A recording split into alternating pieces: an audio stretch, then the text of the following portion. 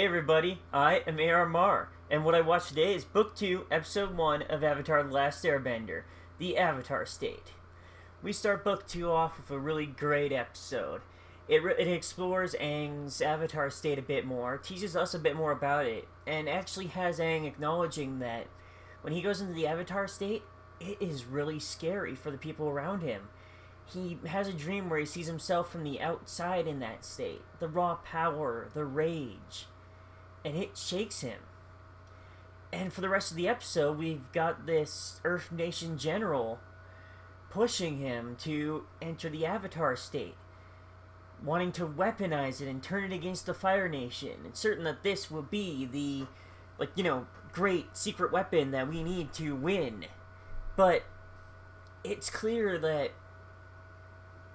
it's not something you control. I mean, Katara is the biggest one saying, this is a bad idea here. And while most of the attempts to trigger the state are, done for comedic effect, you can tell how worried she is the entire episode. She says a line during the episode that was really great, and really, described how I feel about them trying to trigger the Avatar state. For the people that love you, watching you in that much pain and rage is scary. And really, looking back on it, that is what triggers the state every time. Pure rage and pain. That feeling of hopelessness and anger that just wells up when you feel like you're trapped and have no other options. Why would you want to induce that? Why would you want to, rely on that? It's just not a good strategy. And this general goes to such lengths trying to trigger it that he ends up, he makes it look like he killed Katara. And of course that triggers Aang, but then the general seems to think, hey, I just pissed the Avatar off enough to trigger the Avatar state. Derp, derp, derp, derp. That means he will listen to me. Da, da, da, da. No, you idiot. Aang ends up wrecking, the entire Earth Nation base before he manages to calm down. And that's kind of the, well, duh. Did you think Plan beat him into it was gonna end with him going, great idea, guys? No. But yeah, that's one of the two stories in this episode. The other one is Zuko and his uncle. They finally made it to shore, they're relaxing, and Zuko's sister, I think her name was Azula, finds them. And, it's we've seen her a couple times early in the episode. We know she's basically the queen bitch. She is your, perfect princess. It's how dare you question me, peasant. Arrogant to a T. The world revolves around me kind of girl. And maybe she'll become more sympathetic later, I don't know. But right now, I hate her, and I'm pretty sure we're supposed to.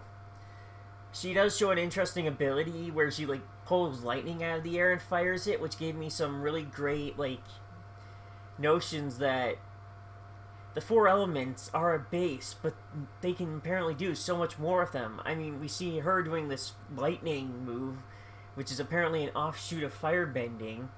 We've seen Katara and, the waterbenders earlier turning water into ice, which indicates that their abilities have way more potential. I want to see what the other elements can come up with. I want to see these variations, these other moves that can bring whole new levels of power and whole new levels of flexibility to the movesets. But anyway, enough geeking out about her powers. Let's get back to what she actually is doing.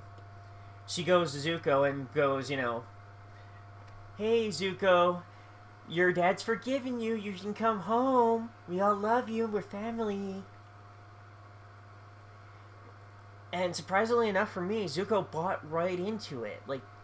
He was so desperate to, cling on to any hope that he could go home, be forgiven, have his father back, have his life back, that he's blinded.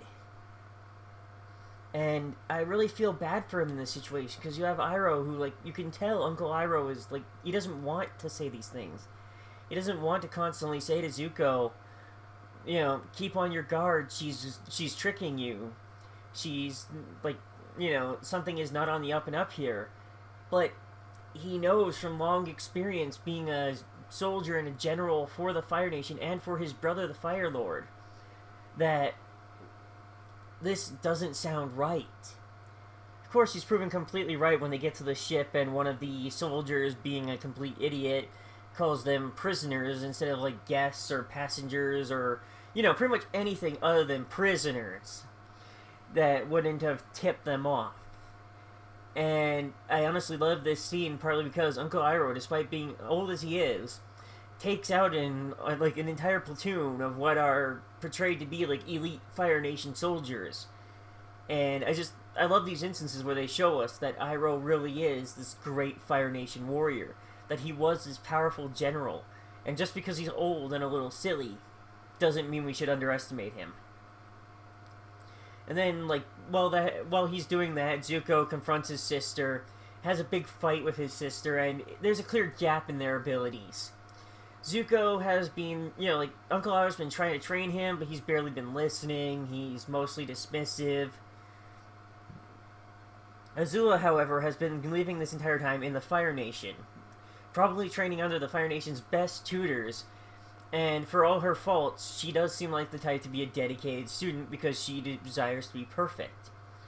She wants to perfect her strength. She wants to be the best.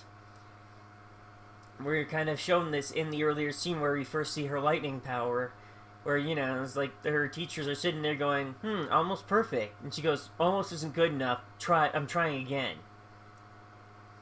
And yeah, it's a clear gap because she just dodges his attacks and more or less whips his ass until Iroh shows up and distracts her, throws her off the ship, and helps Zuko get away. The episode ends with her declaring them fugitives, traitors to the Fire Nation, who anyone found harboring them will be basically executed as well. And the end of the episode ends with them cutting off their... Well, Zuko his ponytail and Iroh his little man bun thing. And I'm guessing this was a sign of their dishonor, of the fact that they have lost their honor and been, declared traitors. And this is based mostly on how much of this show comes from Asian culture. And I could be wrong, but that's how I saw it. That's what it looked like to me. And it makes a lot of sense to me. This is the final, before Zuko was dishonored and exiled, but he always had that chance to reclaim his honor. Now he's been declared an out-and-out traitor. I can imagine how devastating that is for him, to finally know once and for all that there's no way back. He's not going to get back what he lost. And that... I can understand his pain there. Anyhow, this was a great first episode for the season, and I'm looking forward to the next one. I hope you all have a great night, and I'll see you in the next episode.